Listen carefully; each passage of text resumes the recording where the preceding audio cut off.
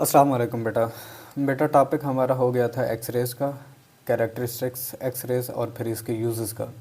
इनसे मुताल्लिक़ हमने कुछ अपनी कम्पिटिटिव एग्ज़ाम्स के अंदर आने वाली एमसीक्यूज़ को भी देखा था, कुछ आज हम देख लेते हैं। तो आसान है बेटा, मुश्किल नहीं है ये आपका टॉपिक, लेकिन कंसेप्ट आपके बेहतर होने चाहिए। तो बार बार लेक्चर को सुने जो अब पहले हमारे लेक्चर हो चुके हैं। स्टार्ट करते हैं बेटा। क्वेश्चन नंबर 1 है X-rays from a given X-ray tube operating under specified condition have a minimum wavelength. The value of this minimum wavelength could be reduced by. UHS 2013 में आपसे ये एमसीक्यूज पूछी गई है बेटा कि एक्सरे ट्यूब के अंदर जब एक्सरे को प्रोड्यूस किया जा रहा होता है कुछ स्पेसिफाइड कंडीशन के ऊपर, तो उस वक्त इनकी जो वेवलेंथ है ये मिनिमम रहती है।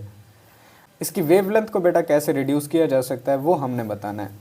Cooling the target, increasing the potential difference between the cathode and target, reducing the temperature and reducing the pressure in the tube.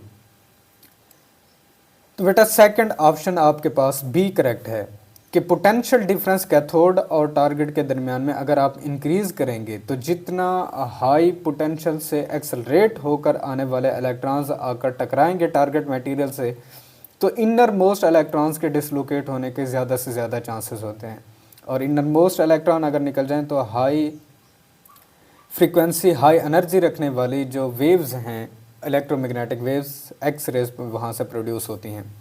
Second MCQs है what type of a characteristic X-ray photon whose energy is given by H F is equal to E M minus E के एक से photon emit हो रहा होता है M और के शेल के दरमियान में ट्रांजिशन से, तो किस तरह की कैरेक्टरिस्टिक एक्सरे यहाँ से प्रोड्यूस होगी बेटा। देखिए बेटा यहाँ शेल्स हमने पहले भी देखे,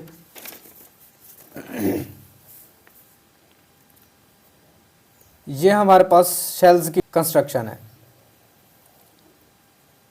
अब वो सवाल हमसे कर रहा है कि इस के शेल के अंदर डेफिशिएंसी प्रोड्यूस की गई है और इस के शेल की डेफिशिएंसी को फिल करने के लिए किसी एल शेल में से नहीं बल्कि अब ये कह रहा है कि यहाँ एम शेल में से इलेक्ट्रॉन आकर इसको फिल कर रहे हैं। तो यहाँ से गौर कीजिएगा बेटा, हमने पहले भी टॉपिक के अंदर इस चीज़ को ब्रीफली तौर पर देखा था कि एल शेल में से इलेक्ट्रॉन आकर इसको फिल करेंगे तो ये के अल्फ़ा बन जाएगा। अगर एम शेल में से आकर इस के अंदर प्रोड्यूस डेफिशिएंसी को पूरा किया जाएगा तो वो हमेशा के बीटा बन जाएंगे। इसी तरह से अगर एन शेल में से आकर इस के अंदर पैदाशुदा डेफिशिएंसी को इलेक्ट्रॉन्स पूरा कर रहे हैं तो जब फोटॉन इमिट होगा उसे के गामा कहा जाएगा। तो इसीलिए बेटा ये के बीटा सी ऑप्शन आपका करेक्ट है। थर्ड एमसीक्यूज है what will be the relation for the speed of electron accelerated toward the target in X-ray tube by applying potential difference V take the mass of the electron as m and the charge on the electron is e। एक electron की speed का relation क्या होगा एक x ray tube के अंदर जब उस ट्यूब के अंदर v पोटेंशियल डिफरेंस अप्लाई किया जा रहा हो, m इलेक्ट्रॉन का मास हो और उनके ऊपर जो चार्ज है बेटा वो e के बराबर हो। ठीक है बेटा, तो यहाँ से बेटा relation kinetic energy accelerated electron की हमेशा ये बराबर होती है वी ई के कि जो उनके ऊपर चार्ज है और पोटेंशियल डिफरेंस अप्लाई किया जा रहा है इनके प्रोडक्ट के बराबर।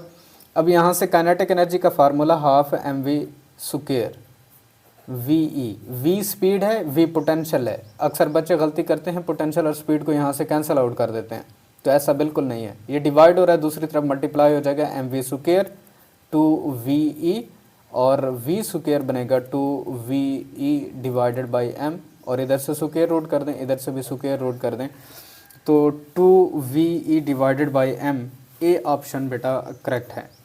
फोर्थ एमसीक्यूज है for what CAT stands in X-ray technology. UHS 2013 के अंदर आपसे ये एमसीक्यूज पूछी गई है कि एक्सरे टेक्नोलॉजी के अंदर कैट किस चीज़ के लिए कहा जाता है, किस चीज़ का एब्रीविएशन है। Capacitor amplifier transistor, computerized axial tomography, B option बेटा करेक्ट है। फिफ्थ एमसीक्यूज है bones absorb greater amount of the incident X-rays than the flesh. This is because of the fact that bones हमेशा ज़्यादा मिकदार के अंदर X-rays को absorb करती हैं फ्लैश के मुकाबले में। ये वजह क्या है, इसकी हकीकत क्या है, UHS 2014 के अंदर आपसे ये MCQs पूछी गई है बेटा। डी ऑप्शन आपके पास करेक्ट है। Bones contain material of high densities, तो इनके अंदर जितने भी मटेरियल हैं इनकी डेंसिटी ज़्यादा हो जाने की वजह से ये ज़्यादा से ज़्यादा एक्सरेज को एब्जॉर्व कर रहे होते हैं। 6 MCQs है, which of the following technique is the practical application of X-rays. UHS 2014 के अंदर आपसे ये MCQs पूछी गई है कि कौन सी टेक्निक एक्सरेज की प्रैक्टिकल एप्लीकेशन के तौर पर इस्तेमाल की जाती है बेटा। कंप्यूटराइज्ड एक्सल टोमोग्राफी, अभी हमने देखा ये एक्सरेज की प्रैक्टिकल एप्लीकेशन है। कैट स्कैनर था क्या, ये मैं ऑलरेडी आपको टॉपिक के अंदर पढ़ा चुका हूँ, मैं दोबारा इस डिटेल के अंदर नहीं पढ़ूंगा। आप अगर दोबारा से इसको देखना चाहते हैं कि कैट स्कैनर है क्या, तो आप इसे एक्सरे प्रोडक्शन के अंदर जाकर देख सकते हैं। 7th MCQ है, which of the following spectra is the most typical of the output of an X-ray tube. दिए गए स्पेक्ट्रा के अंदर कौन सा स्पेक्ट्रा टिपिकल होता है एक्सरे ट्यूब के अंदर। UHS 2014, 15, 16 के अंदर देखिए 3 साल मुसलसल लगातार ये MCQs आई हुई है बेटा। हमेशा याद रखिएगा बेटा, ये ए ऑप्शन है। इंटेंसिटी और वेवलेंथ के दरमियान में स्पेक्ट्रा मुख्तलिफ तरह के एक्सरे अपनी दिखाती है, तो ये पहला टिपिकल है। आपने कैरेक्टरिस्टिक एक्सरे के अंदर इस तरह का स्पेक्ट्रम आपको दिखाया जाता है कि अगर के अल्फ़ा के बीटा खारिज हो रही हूँ तो इस तरह का स्पेक्ट्रम, कुछ लाइंस हमें हासिल होती हैं, फिर कुछ हद तक ये कॉन्टीन्यूअस भी रहता है। इस तरह का स्पेक्ट्रम कॉन्टीन्यूअस और लाइन दोनों तरह के स्पेक्ट्रम ये शो करता है, ये डिपेंड करता है एनर्जी के ऊपर। तो ये स्पेक्ट्रा पहला आपका ए ऑप्शन करेक्ट है। इस तरह का स्पेक्ट्रा हमेशा एक्सरे ट्यूब के अंदर देखने को मिलता है। 8th MCQ है, what will be the energy of the accelerated electron used to produce X-rays, accelerating potential is 2 kV। UHS 2014 के अंदर आपकी बेटा ये MCQs आई हुई है कि एक एसिलेटेड इलेक्ट्रॉन्स की एनर्जी कैलकुलेट करके दें जिनको एक्सरे प्रोडक्शन के अंदर इस्तेमाल किया जा रहा है और 2 kV पोटेंशियल डिफरेंस इस्तेमाल किया जा रहा है। तो बेटा kinetic energy of electrons, voltage क्या अप्लाई किया गया, पोटेंशियल डिफरेंस और charge on the electron 2 kV, तो किलो वोल्ट को मैं बदल देता हूँ वोल्ट के अंदर, और इलेक्ट्रॉन के ऊपर जो चार्ज होता है 1.6 10⁻⁻⁻19 कूलम। आप वो काइनेटिक एनर्जी जब आप इसको सॉल्व करेंगे तो आंसर बेटा आपके पास आएगा, आंसर बेटा आपके पास होगा 3.2 10⁻16 जॉल के। 9th MCQ है बेटा आपके पास, in the case of when the accelerated electron lose all their kinetic energy in the first collision, the X-ray photon emitted has which of the following set of frequencies and wavelength। UHS 2015 के अंदर आपसे ये MCQs पूछी गई है कि जब इस तरह की कोलिजन हो रही हो कि इलेक्ट्रॉन पहले ही कोलिजन के अंदर अपनी सारी की सारी एनर्जी लॉस्ट कर जाएं, और एक्सरे का जो फोटोन इमिट होता है उसकी फ्रीक्वेंसी और वेवलेंथ की क्या कुछ वैल्यूज़ होती हैं। फ्रीक्वेंसी हाई होती है, वेवलेंथ कम होती है, या फ्रीक्वेंसी कम होती है, वेवलेंथ ज़्यादा होती है। इस तरह के ऑप्शन इसने आपको दिए थे। तो बेटा एक्सरे जब भी प्रोड्यूस होती हैं तो इनकी फ्रीक्वेंसी हमेशा हाई होती है जबकि इनकी वेवलेंथ मिनिमम होती है। तो ए ऑप्शन करेक्ट है, फ्रीक्वेंसी मैक्सिमम मिलेगी और वेवलेंथ उन फोटॉन्स की मिनिमम रहती है। ए ऑप्शन करेक्ट है। 10th MCQ है, the potential difference between the target and cathode of an X-ray tube is 20 kV and the current is 20 mA। What is the lambda minimum of the emitted X-rays. UHS 2015 के अंदर आपसे ये MCQ पूछी गई है कि एक टारगेट और कैथोड के दरमियान में जो पोटेंशियल डिफरेंस अप्लाई किया जाता है एक्सरे ट्यूब के अंदर वो 20 kV का है। करंट की वैल्यू हमें उसने बता दी है। वो सवाल हमसे कर रहा है कि अब जो एक्सरे फोटॉन इमिट होगा उसका लैम्डा मिनिमम यानी कि मिनिमम वेवलेंथ क्या होगी वो हमने बतानी है बेटा। तो बेटा काइनेटिक एनर्जी का फार्मूला हमारे पास यही रहेगा।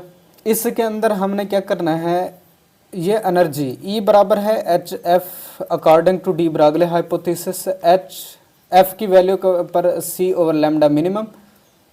ठीक है बेटा, तो एनर्जी को अगर काइनेटिक एनर्जी कर दें तो लैम्डा मिनिमम बेटा हमारे पास बराबर होगा यहाँ से HC divided by kinetic energy, और काइनेटिक एनर्जी का फार्मूला हम ऑलरेडी पढ़ चुके हैं, ये VE के बराबर होता है। H प्लैंक्स कांस्टेंट है, C स्पीड ऑफ लाइट है, V वो पोटेंशियल है जो अप्लाई किया जाता है, E charge on the electron है। तो वैल्यूज़ को रिप्लेस करें बेटा, Planck's constant 6.63 10⁻⁻34, c speed of light है 3×10⁸ डिवाइडेड बाय पोटेंशियल उसने यहाँ पर हमें इसकी वैल्यू दी हुई थी, ये पोटेंशियल की वैल्यू को रिप्लेस करेंगे और चार्ज ऑन द इलेक्ट्रॉन 1.6×10⁻19।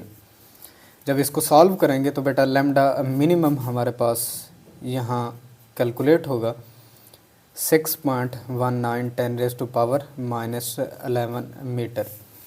तो ये सी ऑप्शन करेक्ट है आपके पास। 11th MCQs है, इन X-ray tube electrons after being accelerated through the velocity v strikes the target then the wavelength of emitted X-ray is.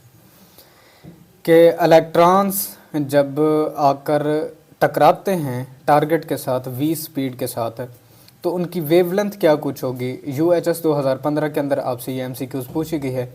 हमेशा याद रखिएगा बेटा इनकी जो वेवलेंथ है इक्वल टू hc/EV के बराबर होगी। उसकी वजह हम रिलेशन ऑलरेडी यहाँ पर कैलकुलेट कर चुके हैं। ये हमारे पास रिलेशन है, लैम्डा मिनिमम वेवलेंथ बराबर होती है hc/VE, जहाँ h Planck's constant, c speed of light, v voltage और e charge on the electron है। 12th MCQs है, the shadow of the bones in X-rays photographic film appears lighter than the surrounding flesh due to. कि जब x ray photographic film तैयार की जा रही होती है बोन्स की, तो बोन्स का जो शेडो है ये बाकी सराउंडिंग फ्लैश की निस्बत लाइटर ज़्यादा क्यों होता है, उसकी वजह क्या है, वो वजह हमने बेटा बतानी है। UHS 2016 के अंदर ये आपसे MCQs पूछ चुका है। तो बेटा बी ऑप्शन करेक्ट है आपके पास कि एक्स रेज की ग्रेटर अमाउंट चूँकि बोन्स में से एब्जॉर्ब होती है तो इसीलिए ये ज़्यादा लाइटर वहाँ दिखाई देते हैं सराउंडिंग के मुकाबले के अंदर। बी ऑप्शन करेक्ट है। 13 MCQs, the target of X-ray tube is made of which metal. UHS 2016 के अंदर आपसे ये MCQs पूछी गई है कि एक्सरे ट्यूब के अंदर टारगेट किस मेटल का बनाया जाता है, वो मेटल हमने बतानी है। तो बेटा यहाँ पर आयरन, निकल, ब्रास, टंगस्टन, ये कुछ मेटल्स दी गई हैं। तो हमेशा याद रखें एक्सरे प्रोडक्शन के लिए वो हमने एलिमेंट इस्तेमाल करना है या वो मेटल इस्तेमाल करनी है जिसका ज़्यादा से ज़्यादा एटॉमिक नंबर होगा। तो इसके अंदर बेटा टंगस्टन एक ऐसी मेटल है जिसका एटॉमिक नंबर इन दी गई मेटल्स में से सबसे ज़्यादा है, तो टंगस्टन को इस्तेमाल किया जाएगा। 14 MCQs है, एक्सरेज कंसिस्ट ऑफ। UHS 2016 के अंदर ये आपसे MCQs पूछ चुका है कि एक्सरे कंसिस्ट करती हैं किसके ऊपर, हाई एनर्जी प्रोटॉन्स के ऊपर, हाई एनर्जी इलेक्ट्रॉन्स होती हैं, हाई एनर्जी गामा रेज होती हैं या हाई एनर्जी फोटॉन्स होते हैं। हमेशा याद रखें बेटा एक्सरेज इलेक्ट्रोमैग्नेटिक वेव्स हैं और हाई एनर्जी फोटॉन्स होते हैं। डी ऑप्शन आपका करेक्ट है। 15 MCQs, the continuous spectrum of X-rays is form due to. कि एक्सरेज का कॉन्टीन्यूअस स्पेक्ट्रम किस वजह से पैदा होता है, किस वजह से ये बनता है। UHS 2016 में आपसे MCQs पूछ चुका है कि कैरेक्टरिस्टिक्स ऑफ एक्सरे, एक्सरे की खसूसियात की बुनियादों पर ये स्पेक्ट्रम बन रहा होता है।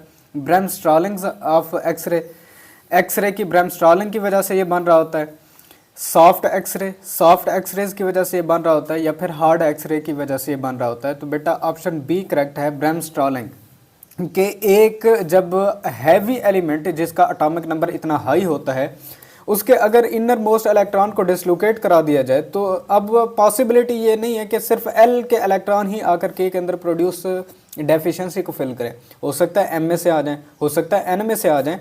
तो बैक वक्त इन ऑर्बिटल्स में से इलेक्ट्रॉन्स का आकर उस डेफिशिएंसी को फिल करना, तो यूं ब्रेकिंग ऑफ रेडिएशन, ब्रैमस्ट्रॉलिंग का फिनोमेना वहाँ आकर हो जाता है और उस वक्त जब ब्रैमस्ट्रॉलिंग हो रही होती है तो कॉन्टिन्यूअस स्पेक्ट्रम एक्सरे का जाहिर हो रहा होता है।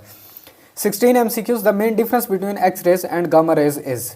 PMC 2020 के टेस्ट में आपसे ये MCQs पूछी हुई है कि एक्सरे और गामा रेज के दरमियान में फ़र्क क्या है। हम पहले कह चुके हैं कि इन दोनों की जो एनर्जी है ये राउंड अबाउट एक दूसरे के करीब करीब क्लोज है, पेनिट्रेटिंग पावर भी एक दूसरे के क्लोज है, लेकिन फ़र्क इन दोनों में क्या है। तो फ़र्क के लिए बेटा हमेशा याद रखिए ओरिजिन का फ़र्क है। डी ऑप्शन, ओरिजिन कैसे, एक्स रेज हमेशा एटॉमिक लेवल के ऊपर प्रोड्यूस होती हैं, ट्रांजिशन ऑफ इलेक्ट्रॉन से प्रोड्यूस होती हैं, जबकि गामा रेज को देखें तो ट्रांजिशन ऑफ प्रोटॉन्स और न्यूट्रॉन्स से ये बनती हैं। एक एक्साइटेड न्यूक्लियस जब डी एक्साइट करता है तो उस वक्त गामा रेज प्रोड्यूस होती हैं। एक एक्साइटेड एटम जब डी एक्साइट करता है तो उस वक्त एक्स रेज प्रोड्यूस होती हैं। तो जस्ट ओरिजिन का फर्क है, एनर्जी, फ्रीक्वेंसी और वेवलेंथ की वजह से इन दोनों के दरमियान में किसी किस्म का फर्क नहीं किया जा सकता। डी ऑप्शन करेक्ट है। 17 MCQs, the hardest photon coming out from a colliding tube belongs to. MD CAT 2017 के अंदर आपसे ये एमसीक्यूज पूछी गई है कि एक हार्डेस्ट फोटॉन जो है ये कोलाइड ट्यूब में से कहाँ, किन से ताल्लुक रखता है? कैरेक्टरिस्टिक एक्सरेज से, कॉन्टिन्यूस एक्सरेज से, बोथ से, या नन ऑफ दिस? तो इसके अंदर बेटा आपके पास ऑप्शन है बी, कॉन्टिन्यूस एक्सरे से। ठीक है बेटा, एक हार्डेस्ट फोटॉन हमेशा कॉन्टिन्यूस एक्सरे से ताल्लुक रखता है, उनसे बिलोंग करता है। 18 MCQs है, when X rays are produce by fast moving electrons striking a heavy metal the X ray spectrum contains. E CAT 2019 के अंदर आपसे ये एमसीक्यूज पूछी गई है, जब हाई एनर्जी इलेक्ट्रॉन्स को आकर मेटल के साथ टकराया जाता है तो एक्स रेज प्रोड्यूस होती हैं, तो इनका स्पेक्ट्रम किस तरह की लाइंस रखता है? डिस्क्रीट होता है, कॉन्टिन्यूस होता है, या बैंड होता है? किस तरह का स्पेक्ट्रम अपना शो करता है? डिस्क्रीट लाइंस रखेगा, कॉन्टिन्यूस स्पेक्ट्रम दिखाता है, बोथ या एनी टू डिस्क्रीट लाइंस? तो ऑप्शन सी करेक्ट है बेटा, दोनों तरह की। अगर तो ये लो एनर्जी एक्सरेज होंगी तो उस वक्त डिस्क्रीट लाइंस दिखाएगा, अगर तो ये हाई एनर्जी एक्सरेज होंगी तो कॉन्टिन्यूस स्पेक्ट्रम दिखाएगा। तो दोनों तरह के स्पेक्ट्रम शो करता है, इसीलिए ऑप्शन सी करेक्ट है।